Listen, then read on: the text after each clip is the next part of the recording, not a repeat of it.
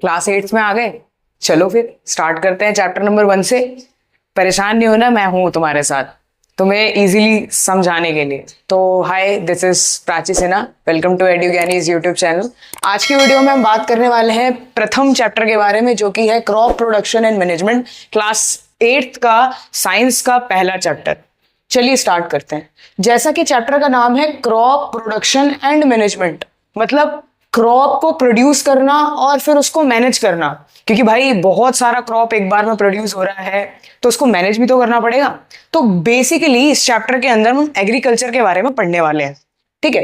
अब जैसा कि चैप्टर का नाम है क्रॉप, तो क्रॉप क्या होता है? जब एक सिंगल टाइप ऑफ प्लांट, किसी एक प्लांट को बहुत बड़े लार्ज स्केल पे उगाया जाता है कमर्शियली, कमर्शियल पर्पस के लिए। कमर्शियल जिन बच्चों को नहीं पता क्या मतलब होता, तो पैसे, ठीक है। कमर्शियल पर्पस के लिए उसे क्या बोलते हैं? क्रॉप बोलते हैं। अभी कोई बच्चा कमेंट में कर देगा, बोल देगा कि मैम पैसा बोल दिया, मैम आपने, पैसे होते हैं। अच्छा ठीक है, चलिए। क्रॉप्स जो है वो 3 पार्ट्स में डिवाइडेड है। आपकी एनसीईआरटी के अकॉर्डिंग तो 2 ही है, एक एक्स्ट्रा है जेड, पढ़ लेना, आ जाएगा समझ में। एक्स्ट्रा पढ़ना ज्यादा अच्छा होता है। रबी और खरीफ। रबी क्रॉप्स क्या होते हैं? Winter crops. ये जो है अक्टूबर से मार्च के बीच में जो है, अक्टूबर में मतलब लाइक बोया और मार्च में इसको हार्वेस्ट कर लिया, ठीक है। रिक्वायर्स कैसा टेम्परेचर चाहिए? तो भाई कूल और ड्राई क्लाइमेट चाहिए, ठंडा क्लाइमेट चाहिए, ठीक है। एग्जाम्पल क्या हो गया? गेहूं, बार्ले, ओट्स वगैरह, ठीक है। ये सारे जितने भी आपके सूखे सब्सटेंसेस में होते हैं वो सारे रबी क्रॉप्स के अंदर आते हैं। इसके बाद हमारा आता है खरीफ क्रॉप।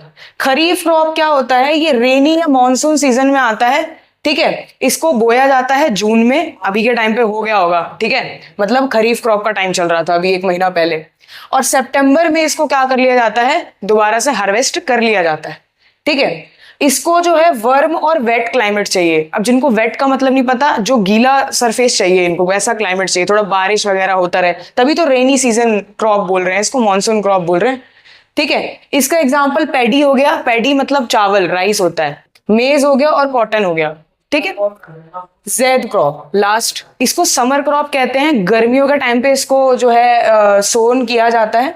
इसको वार्म और ड्राई क्लाइमेट चाहिए, भाई समर में वार्म और ड्राई क्लाइमेट रहता है, और कुछ इरिगेशन, मतलब थोड़ा बहुत पानी इसको चाहिए होता है। इरिगेशन वर्ड जो है अभी हम पढ़ेंगे क्या होता है।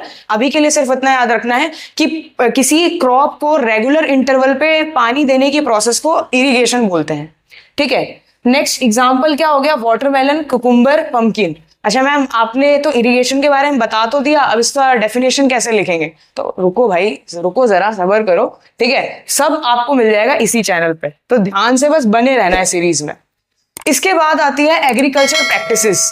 अब ये जो है बहुत ही ज्यादा वाइटल मतलब इंपॉर्टेंट स्टेप है किसी भी क्रॉप को उगाने के लिए, ठीक है। मतलब एग्रीकल्चर प्रैक्टिसेस का मतलब होता है कि किसी क्रॉप को उगाने में कितने स्टेप्स जो हैं हम लगा रहे हैं, तब जाके कोई एक क्रॉप उग रहा है। अब तुम्हें पता लगेगा जो चावल तुम्हारे प्लेट में आता है ना, वो कैसे आता है। सबसे पहले प्रिपरेशन ऑफ सॉइल, मिट्टी को तैयार करना। दूसरा सोइंग, बीज बोना।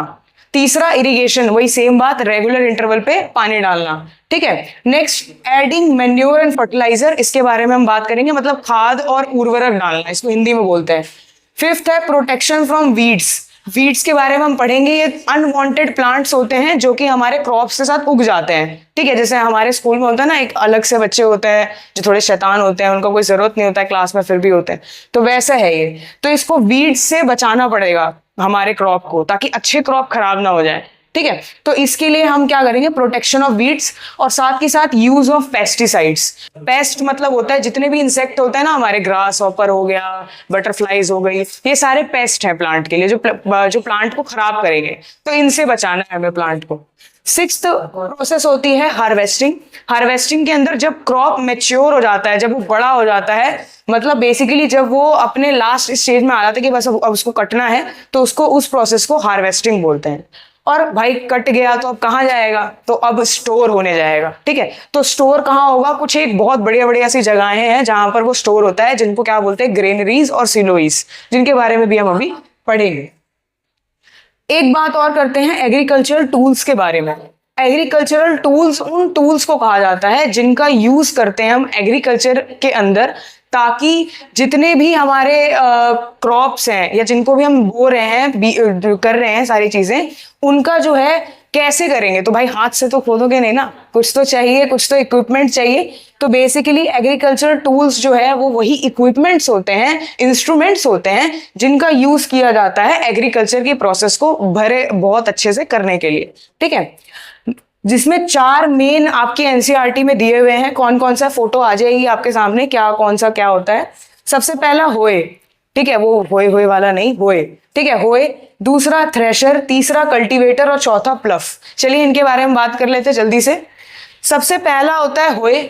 होए क्या करता है, ये सॉइल को लूज करने का काम करता है। ठीक है, थोड़ा सा आगे से घुमा हुआ होता है, जो कि क्या करता है, नॉर्मली ये बहुत पुराने टाइम से यूज हो रहा है। ठीक है, ट्रेडिशनल टूल है बहुत ज्यादा। तो अगर आपसे क्वेश्चन पूछा जाए कि which of the following is a traditional tool in agricultural tool, तो आपका आंसर क्या हो जाएगा, होए। ठीक है, इसको याद करना भी बहुत आसान है, तुम याद कर लो। ठीक है, तो ये क्या करता है, सॉइल को लूज करता है। दूसरा वीड्स को रिमूव करता है। अभी मैंने बताया था ना, अनवांटेड प्लांट्स होते हैं, गंदे वाले बच्चे होते हैं जो आ जाते हैं क्लास में। ठीक है, तो ये वो है। नेक्स्ट डिगिंग, मतलब खोदने के काम आता है। अभी खोदेंगे तभी तो प्लांट डालेंगे ना। नेक्स्ट है कल्टीवेटर। कल्टीवेटर के अंदर क्या होगा, प्लफिंग द सॉइल, मतलब सॉइल को ऊपर नीचे करने के काम आता है। मैम सॉइल को ऊपर नीचे करना क्यों जरूरी है, तो बेटा जब एक बार जो है क्रॉप को बो दिया जाता है, उसके बाद जब हम हार्वेस्टिंग करते हैं ना उसका, तो जो सॉइल होती है वो कैसी हो जाती है, खराब हो जाती है ऊपर वाली सॉइल। तो उसको ठीक करने के लिए या उसको और भी ज्यादा प्रोडक्टिव बनाने के लिए क्या किया जाता है, उसको ऊपर नीचे कर दिया जाता है कि नीचे वाला जो सॉइल अभी अच्छा है वो ऊपर आ जाए और ऊपर वाला नीचे चला जाए, ताकि वो दोबारा से साइकिल ये चलता रहेगा। ठीक है, तो इसके जो कल्टीवेटर है ये वही काम करता है। ठीक है, अच्छा कल्टीवेटर जो है ये थोड़ा सा ना एडवांस वर्जन है होई का। तो भाई अगर आपसे कोई पूछेगा कि भाई होई का एडवांस वर्जन कौन है, तो आप बोलोगे कल्टीवेटर है। कल्टीवेटर क्या करता है, ये वीड्स को रिमूव करता है। और देखो मैंने लिख दिया यहाँ पे, फास्टर देन होई, होई से ज्यादा फास्टर होता है, काम जल्दी कर देता है। ठीक है, थ्रेशर। थ्रेशर जो है ये थ्रेशिंग वर्ड जो है आपने क्लास 6th में पढ़ा था। ठीक है, सेपरेशन ऑफ सब्सटेंसेस जब हम पढ़ रहे थे, चैप्टर नंबर 5 क्लास 7 का, क्लास 6 का, उसमें। तो थ्रेशर क्या होता है, ये एक प्रकार का इक्विपमेंट होता है, एग्रीकल्चरल टूल होता है, जिसका यूज किया जाता है ग्रेन्स को उनके हस्क से अलग करने में। जैसे मान लीजिए अगर ये हमारे पास ग्रेन है, मैंने बहुत जूम करके दिखाया, ठीक है, बोलना इतना बड़ा ग्रेन कहां से आ गया। ठीक है, तो इसके अंदर जो है ना, ये पहले कवरिंग में होता है। ठीक है, ये जो कवरिंग है ना, ये हमारे लिए यूजफुल नहीं है, इसको हटाना जरूरी है। ठीक है, और साथ में ये किससे जुड़ा होता है, ऐसे करके एक स्ट्रिंग से जुड़ा होता है। अब इसको, फिलामेंट को भी हटाना जरूरी है। ठीक है, क्योंकि हमें तो ये अंदर वाला पार्ट चाहिए, बाहर वाले से तो हमें कुछ काम ही नहीं है। ठीक है, तो बेसिकली थ्रेशर क्या करता है, ये इस पार्ट को हटा देता है। ठीक है, इस पार्ट को अलग कर देता है, सेपरेट कर देता है, और हमारे पास क्या आ जाता है, हमारा जो ग्रेन था ना, वो एकदम अच्छा वाला ग्रेन जो होता है वो आ जाता है। तो ये थ्रेशर हो गया। थ्रेशर बहुत इंपॉर्टेंट है, और जो मैंने अभी आपको बताया ना, वो जो अलग करता है, जो अलग होता है, वो उसको हम हस्त कहते हैं, या कई बार आपके एनसीईआरटी में शाफ्ट वर्ड का यूज भी किया जाएगा। ठीक है, नेक्स्ट और लास्ट हमारा आता है प्लफ। प्लफ जो है ये सॉइल को वही सेम ऊपर नीचे लूज करने का काम करता है, ताकि आराम से जो है जो ऊपर वाली मिट्टी है वो नीचे चली जाए, ताकि दोबारा से ये साइकिल रिपीट होती रहे और सॉइल क्या रहे, हेल्दी रहे, जिससे क्रॉप्स भी क्या होंगे, हेल्दी होंगे। ठीक है, तो ये हो गया।